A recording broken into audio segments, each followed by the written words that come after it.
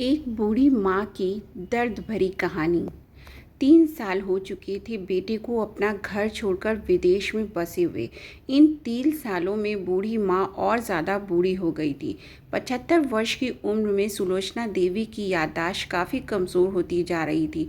उन्हें रोज़मर्रा की चीज़ें याद ना रहती, लेकिन जो उन्हें हमेशा याद रहता वह था उनका बेटा। दिन हो या रात, एक पल भी ऐसा न होता जब उन्हें अपने बेटे की याद ना आती। दूसरी तरफ बेटा था जो साल भर में एक आध बार अपनी माँ को फ़ोन कर लिया करता और 1-2 मिनट से ज़्यादा बातें भी ना किया करता। फिर भी यह बूढ़ी माँ टकटकी लगाए अपने बेटे का इंतज़ार करती रहती। एक दिन बेटे का विदेश से फ़ोन आया। हेलो हेलो, सुन रही हो ना माँ? अनिल बोल रहा हूँ, तुम्हारा बेटा। कैसी हो माँ? मैं ठीक हूँ बेटा। तुम बहू और बेटा पोता कैसा है? माँ ने पूछा। सब अच्छे हैं माँ। मैं अगले हफ्ते गांव आ रहा हूँ माँ तुम्हें लेने। अब हम सब साथ में ही लंदन में रहेंगे। माँ, तुम्हारी बहू कह रही थी माँ को यहाँ पर लेकर आओ, बेचारी अकेली वहाँ परेशान होगी, बेटे ने कहा। माँ की बूढ़ी सूखी आंखें आंसुओं से भीग गईं। उसके कमज़ोर शरीर की नस नस में खुशी ही लहर दौड़ गई। बेटे और बहू का अपने प्रति प्रेम देखकर माँ का मन खुशी से भर आया।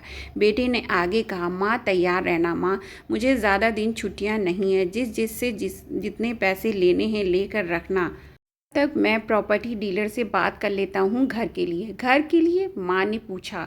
हाँ माँ, गांव का घर हमें बेच देना पड़ेगा। अब हम साथ ही में रहने वाले हैं तो वहाँ पर रहने का कोई मतलब नहीं है माँ, बेटे ने कहा। बुढ़ापे की वजह से ठीक से चलने में असक्षम माँ ने पूरे मोहल्ले में घूम घूम कर अपनी इस खुशखबरी को सबको सुनाया।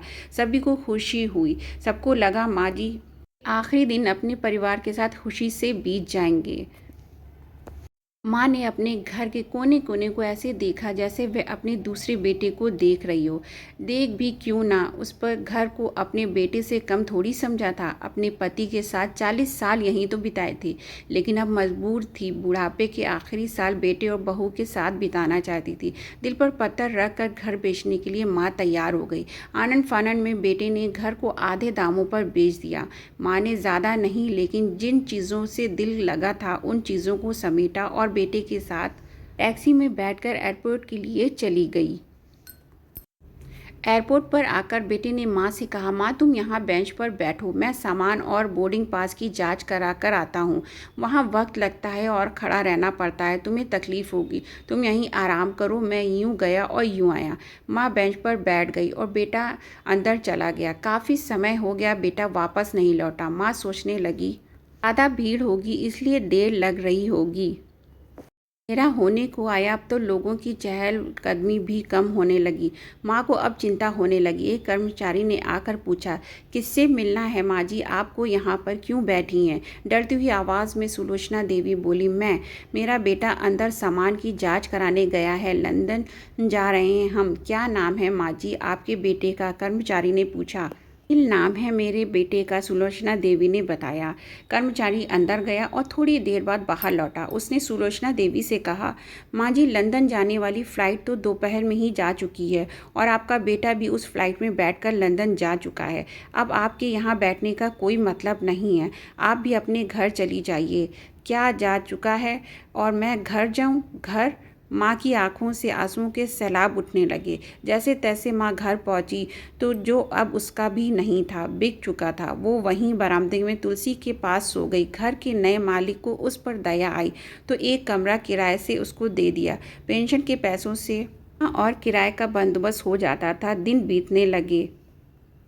दिनों बाद घर के नए मालिक ने सुलोचना देवी से कहा, माँ जी आप अपने रिश्तेदारों के यहाँ पर जाकर क्यों नहीं रहती हैं? इस उम्र में आपके लिए वहीं अच्छा होगा। अच्छा तो होगा, लेकिन अगर मेरा बेटा वापस आया तो उसका ख्याल कौन रखेगा? मेरा बेटा बहुत भोला है, उसे अपना ख्याल रखना बिल्कुल नहीं आता। मैं कहीं नहीं जाऊँगी, क्या पता कब उसे मेरी ज़रूरत पड़ जाए, माँ ने कहा। दोस्तों सच बता रही हूँ, माँ की ऐसी बातें सुनकर मेरी आंखों में आंसू आ गए। किसी ने सच ही कहा है, पूत कपूत हो सकता है लेकिन माता कभी कुमाता नहीं होती। दोस्तों आप सभी से हाथ जोड़कर विनती करती हूँ, अपने माता पिता की जितनी हो सके सेवा करना, उनके साथ कभी बुरा बर्ताव मत करना। अगर आपको ये कहानी, एक बूढ़ी माँ की दर्द भरी कहानी ज़रूर पसंद आई होगी। अगर कहानी पसंद आई हो तो इसे शेयर करना बिल्कुल ना भूलें। धन्यवाद।